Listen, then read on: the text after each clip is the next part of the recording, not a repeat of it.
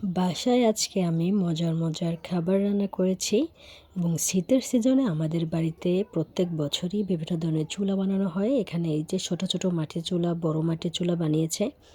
তো বাসায় কী কী রান্না করলাম সব কিছু নিয়েই থাকবে আজকের ভিডিও। হ্যালো, আসসালামু আলাইকুম, কেমন আছো বন্ধুরা? আরও একটা নতুন ব্লগে তোমাদের সবাইকে স্বাগত জানাই। আলহামদুলিল্লাহ, আমি অনেক ভালো আছি। তো সকালবেলা ঘুম থেকে উঠেই ফ্রেশ হয়ে আমি এখানে চলে এসেছি নাস্তা বানানোর জন্য। তো এখানে আমি আজকে পাস্তা রান্না করব। তো এই কাপের 2 কাপ পরিমাণ পাস্তা আমি এখানে নিয়েছি। সুন্দর করে ফুটিয়ে এরপরে আমি ঠান্ডা পানিতে ভালো মতো ধুয়ে নেব, তাহলে আর গরমের ভাবটা থাকে না, আর একটার গায়ে আর একটা লাগার কোনো সম্ভাবনা নেই। এরপরে একটা ফ্রাই প্যানে আমি এখানে পেঁয়াজ কুচি, রসুন কুচি আর একটা ডিম ভালো মতো ভেজে নিব। এর মধ্যে সামান্য পরিমাণ হলুদের গুঁড়া দেব কালারের জন্য, কালারটা সুন্দর আসে এই কারণে। এরপরে পাস্তাগুলো দিয়ে আমি মশলাটা দিয়ে নেড়েচেড়ে নামিয়ে নেব। আমি আজকে ধনিয়া পাতাটা ব্যবহার করিনি, কারণ আমার মেয়ে খেতে যখন খায় তখন এই ধনিয়া পাতা দেখলে আর খেতে চায় না, সেজন্য আজকে ধনিয়া পাতা দিইনি। তো আমি আমার মেয়ে দুজনে খেতে বসেছি। বাইরে প্রচণ্ড রোদ উঠেছিল আর কালারটাও দেখো কতটা সুন্দর এসেছে।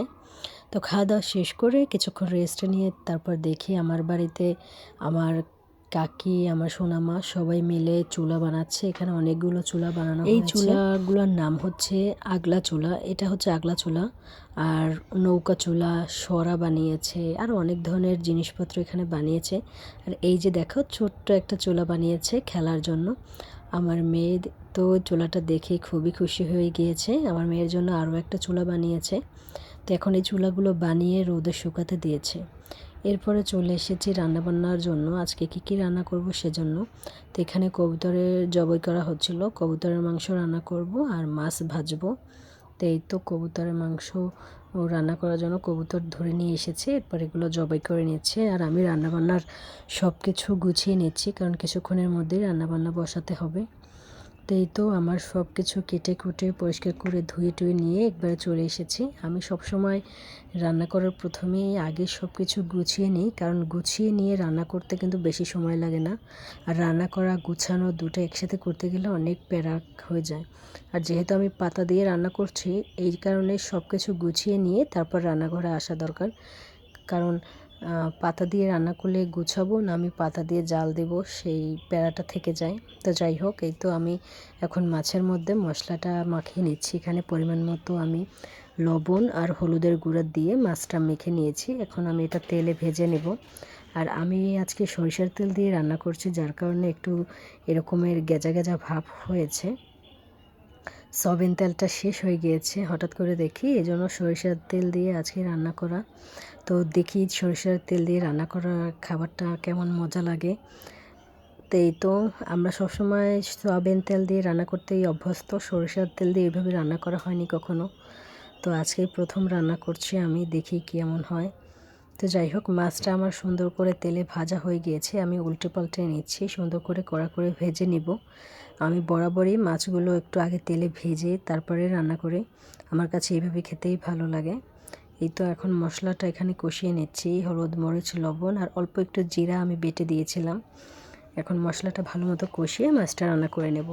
এরপরে আমি এখানে রান্না করতেছি এখন কবুতরের মাংস। এখানে ছোট ছোট আলু ছিল, সেই আলুগুলো মাঝখান থেকে কেটে কবুতরের মাংসটা রান্না করছি। একটু ব্যস্ত থাকার কারণে সব ধরনের ক্লিপ নেওয়া হয়নি। তো এই তো আমার এখানে মাছ রান্না করা একেবারে কমপ্লিট, আর তার সাথে আছে কবুতরের মাংস। আর মাংসের মধ্যে যদি জিরার গুঁড়া দেওয়া না হয় তাহলে কিন্তু খেতে ভালো লাগে না, আমার কাছে জিরার গুঁড়া দিয়ে খেতেই ভালো লাগে। তো এই তো আমি জিরার গুঁড়োটা এখানে দিয়ে দিয়েছি। আর কবুতরের মাংস একটু ঝোল ঝোলই খাওয়া ভালো, এটা আমাদের স্বাস্থ্যের জন্য ভালো, কারণ এই ঝোলটাই আমাদের শরীরের অনেক উপকারী। তো এই তো রান্নাবান্না আমার একেবারে কমপ্লিট। তারপর খাওয়া দাওয়া শেষ করে সন্ধ্যাবেলা আমরা সবাই মিলে আমি সবসময় আদা দিয়ে চা খেতে বেশি ভালোবাসি। তো চা খাওয়া শেষ করে এরপর আমি রেডি হয়ে গিয়েছি। আজকে যেহেতু ভ্যালেন্টাইন্স ডে, তো আমি আমার হাজব্যান্ডকে সারপ্রাইজ করতে চেয়েছিলাম। আমি একটা শাড়ি পরে নিয়েছি। সে যেহেতু বাইরে থাকে, এরকমভাবে আমরা ঘুরতে যেতে পারি না, ওই সবসময় ফোনেই কথা হয়। তো আমি আজকে তাকে ফোনের মধ্যেই সারপ্রাইজ করতে চেয়েছিলাম। আমি যখন তাকে ফোন দিয়েছি সে ঘুমাচ্ছিল। তো তার এই রিয়াকশন দেখে আমি তো ভয় পেয়ে গিয়েছিলাম সে আবার রাগ করে কিনা, কিন্তু না, যেহেতু সে ঘুমাচ্ছিল এই কারণে তার চোখ মুখ এইভাবে দেখাচ্ছিল, কিন্তু সে অনেক খুশি হয়েছে। আর তো আমি যখন তাকে ফোন দিয়েছি সেই টাইমে তার ঘুম থাকার কথা ছিল, তারপর আমি ফোন দিয়েছি। তো যাই হোক, সবাই আমাদের জন্য দোয়া করবেন, আমরা যেমন সারাটা জীবন এইভাবে হাসি খুশিভাবে থাকতে পারি। তো এই তো তার সাথে অনেকক্ষণ কথাবার্তা বলে এরপর ফোন রেখে দিয়েছি। তো আজকের দিনটা আমার কাছে খুবই ভালো লেগেছে। তো বন্ধুরা, সবাই ভালো থাকো, সুস্থ থাকো, দোয়া করে আমার জন্য দোয়া করবে ইনশাআল্লাহ। এরপর দেখা হবে নতুন কোনো ভিডিওতে। আল্লাহ হাফেজ, আসসালামু আলাইকুম।